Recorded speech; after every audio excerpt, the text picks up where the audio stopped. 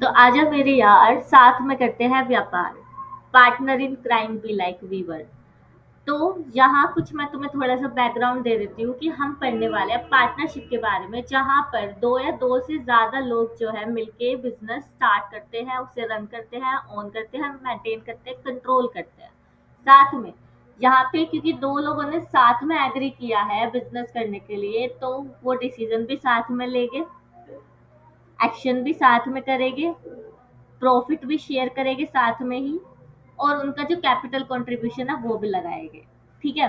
हमने जैसे soul trader and joint Hindu family business में पढ़ा था कि वहां पे कैपिटल जो थी वो रिस्ट्रिक्ट हो जाती थी ड्यू टू, क्योंकि जॉइंट हिंदू फैमिली बिजनेस में तो मेंबर के ऊपर डिपेंडेंसी हो जाती थी कैपिटल कंट्रीब्यूशन के लिए और एंसेस्ट्रल प्रॉपर्टी।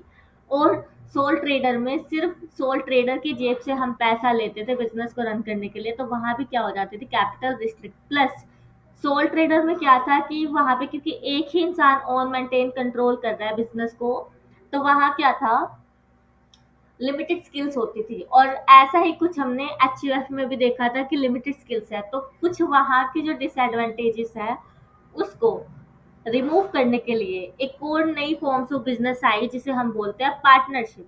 पार्टनरशिप में भी मैरिट डीमेरिट है, बट कुछ डीमेरिट्स जो कि soul trader, sole proprietorship and HUF में थी, वो यहाँ पे कुछ ना कुछ रिमूव हो सकती है। तो यहाँ पे क्या बोला है, partnership serves as an answer to the need of greater capital investment, varied skills, and the sharing of risk। एक तो हमें थोड़ा सा ज्यादा कैपिटल इन्वेस्टमेंट मिल जाता है, क्योंकि हो सकता है बहुत सारे पार्टनर हो सकते हैं, लेकिन कुछ हमारे दो रूल्स है जिसके अकॉर्डिंग हमें बताया जाता है कि how many maximum partners we should have in partnership. देखो, 2% तो मिनिमम रिक्वायर्ड है ही। ठीक है। ज्यादा कितने चाहिए वो अभी हम आगे पढ़ेंगे। तो the Indian partnership act 1932 defines partnership as. अब इस लाइन से सिर्फ तुम्हें ये पता है कि गवर्निंग लॉ कौन सा है पार्टनरशिप के लिए, पार्टनरशिप एक्ट 1932। तो सिर्फ इन 3 लाइनों से तुम्हें क्या पता चल रहा है, इसे एक बार शॉर्ट में लिखवा देती हूँ, then we will move to our definition. और तुम्हें पता है डेफिनेशन को भी मैं तुड़वा के याद कराती हूँ पार्ट्स में। तो यहाँ तुम लिख लो, remove problem of first capital investment, then second is varied skills,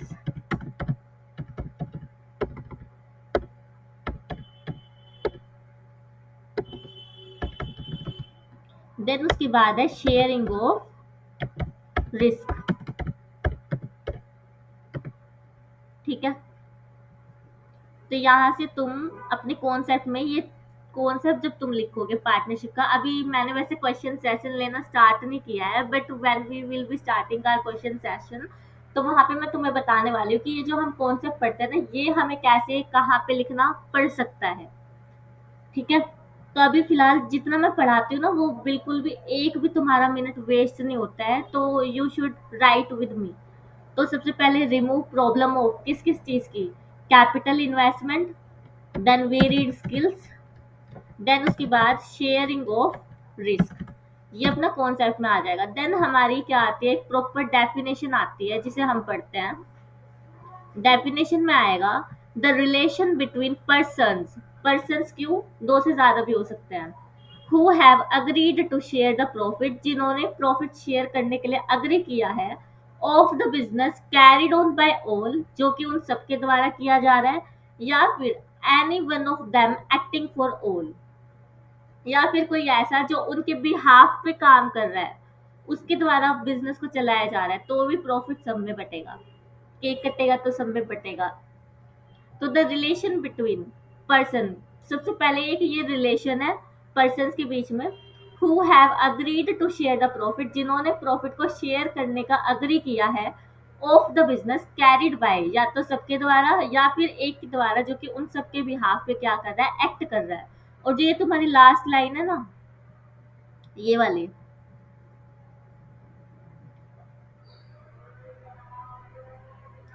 carried on or any one of them acting for all, इसे हम पता है क्या बोलते हैं वन लाइनर में?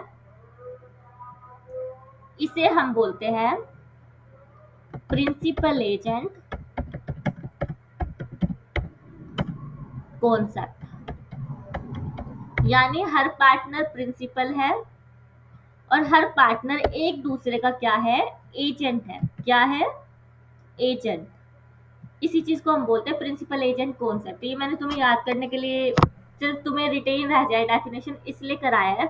बाकी हम इसी चीज को ना फ्यूचर में भी देखेंगे। इसको हम बोलते हैं म्यूचुअल एजेंसी। क्या बोलते हैं? Mutual agency. ये तुम लिख सकते हो। तो इसमें लिखा है कि ये रिलेशन है जिसमें कि प्रॉफिट शेयर होएगा। कैसे? या तो सारे ही लोग बिजनेस कर रहे हैं यानी सारे पार्टनर्स, या फिर एक पार्टनर काम कर रहा है सबके लिए।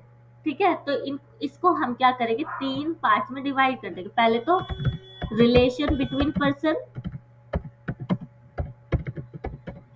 फिर agree to share profit, agree to share profit, then उसके बाद बिजनेस। इसे हम दो पार्ट में डिवाइड कर लेंगे। या तो कैरीड बाय ऑल, या फिर bye one acting for, bye acting for all. या तो सबके द्वारा किया जा रहा है या फिर कोई एक कर रहा है सबके लिए। तो इस चीज को बोलते हैं, इसी चीज को हमें क्या करना है, बाइफरकेट करना है। तो यहाँ लिख लो तुम इसको थोड़ा सा, ताकि विजिबल रहे। इसको दो पार्ट में हमने बाइफरकेट कर लिया।